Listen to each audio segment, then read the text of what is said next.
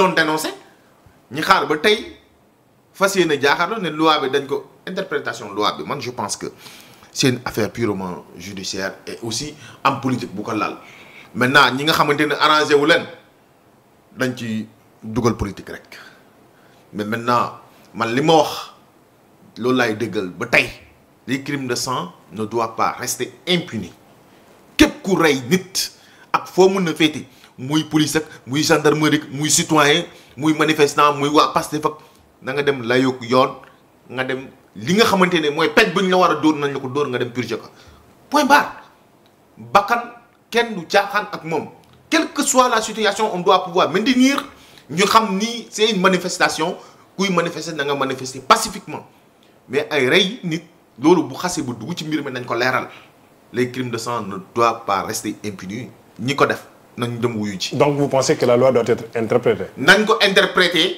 luñ leen neexee mais je dis bien même su fekkente ne interprétation pour benn ponk rek moo dugg ci loi d'amnistie bi ci abrogation loi bi mooy crime de sang. d'accord Michel cette loi d'amnistie coow li bëri na malgré tout Pastef reste toujours dans ses droits en tout cas droit dans ses bottes. Le 2 avril une séance plénière pour ñu statuer ci li nga xam moom mooy cette interprétation de la loi proposition bi nga xamante ne député Pastef bi def na ko naka nga ko gisee. Alamine aujourd'hui man li may wax Marina quand il nous dit que Pastef suit sa logique man daf may jaaxal logique elle est où cette logique qui voudrait que cette loi n'existait pas. Cette logique n'avait pas voulu que cette loi existe. C'est ça la logique de Pastef. Parce que ñoom dañu def exprès ne ils se sont abstenus au vote de cette loi d'amnistie. On est là dans cette maison au moment où on prend une décision boo xam ne ni ànduloo ci bëgguloo ci nga ne dama leen di seetaan non du ma seetaan je vais dire non d'abord crier à haute voix que tout le monde sache que j'ai dit non et c'est non. loolu benn la beneen bi mooy on disait dañ doon critiquer Aïssata Tall Sall non bëgguñu ñu abroger loi bi bëgguñu ñu def nii ak nii ak nii Aïssata Tall Sall a été clair maître Aïssata Tall Sall vous voulez l'abroger abrogez-la mais waxoon na leen conséquences yi. Bonne conséquence. Que ça allait être difficile d'abroger cette loi. Aujourd'hui on parle de loi interprétative. mais c'était de mauvaise foi. C'était pas de mauvaise foi. gis nga une loi c'est trop facile de rester sur ce plateau et de juger les gens de mauvaise foi. non déglul une loi non moom li mu defoon c'était une erreur pure et dure. xam nga lu tax une loi boo xamante ni proposé wuñu ko. mënoo taxaw. définir li nga xamante ne moom mooy ay conséquences am. une loi c'est d'abord des interprétations. moom laa wax non xam nga man keroog bi mu génnee man je suis pas juriste. mais ak tuuti lu ñuy xam. xam nañ ni déglu rek. elle parle en connaissance de cause. ma ne la connaissance de cause. si l'interprétation de cette loi passe. il y aura pas de conséquences bi mu wax. Quelle interprétation c'est pas une abrogation on parle d'abrogation. Parce que le Premier ministre parlait d'abrogation. Ça, c'est une loi interprétative. Et tu ne peux pas me dire qu'il y a une mauvaise foi dans ce qu'elle disait. Mais c'est ça, ça veut dire une proposition. Juger les gens une proposition. Non, c'était de mauvaise foi. Je le dis et je le raffirme. Non, c'est pas bon. C'était de mauvaise foi. Qui te dit que c'était de mauvaise foi? C'était de mauvaise foi. Qu'est-ce que tu en sais pour dire cela? C'était de mauvaise foi. Parce que cette loi, aujourd'hui, elle ne parle pas de loi. Mais non, tu parles de connaissance. C'était elle qui a défendu cette loi à l'Assemblée nationale. J'étais là comme aujourd'hui. Oui. Mais non, il faut pas aussi. Il faut pas. Elle a défendu la loi et elle a dit. Il ne faut pas que la loi soit abrogée. Ce pays-là, on était là. Des crimes de sang, on était là, on était sur le terrain. On voyait les choses, on sentirait la douleur. Malgré qu'on faisait pas partie de Pastef, mais on sentirait cette douleur parce que ce sont des scènes. Non. Man j'étais sur le terrain. Amul benn manifestation bu APR def ci réew mi nekk ma ci biir. Non APR def manifestation. Non def nañ fi ay manifestation ci biir réew mi. Non attends, si tu défends l'indépendance. Non. Le président de la République, j'ai fait des tournées avec lui. Non, déglu rek. Loolu c'est votre position. Je le concède. Je n'ai pas ce problème-là dans ma vie. Christophe du moins. Je n'ai pas ce problème dans ma vie. Je suis droit dans mes bottes. Et ce que je défends, je le défends. Non, reviens sur moi. Laisse-le terminer son fil. Non, mais reviens ici. Tu te trompes lourdement. Ce n'est pas un problème sur moi. Michel, on a été là quand des crimes de sang ñu ngi koy def ci biir réew mi. ok vous avez compris. il faut savoir que am na ñoo xamante ne dañoo ñàkk seen i nit. très bien. non déglu rek. je suis d'accord avec toi. dañoo ñàkk seen i nit.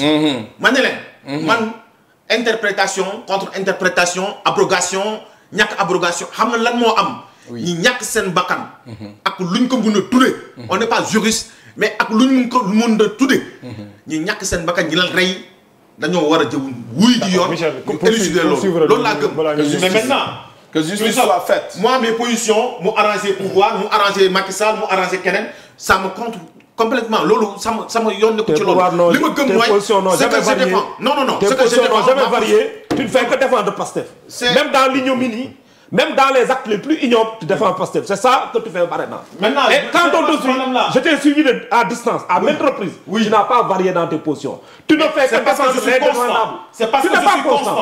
C'est parce que tu défends le diable. J'ai été sur le terrain quand on battait les gens. J'ai été sur le terrain bu ñuy jël arme di ko tirer ci ay tànk nit. loolu yéen a nekkoon ci pouvoir. tu as vu ça. non loolu.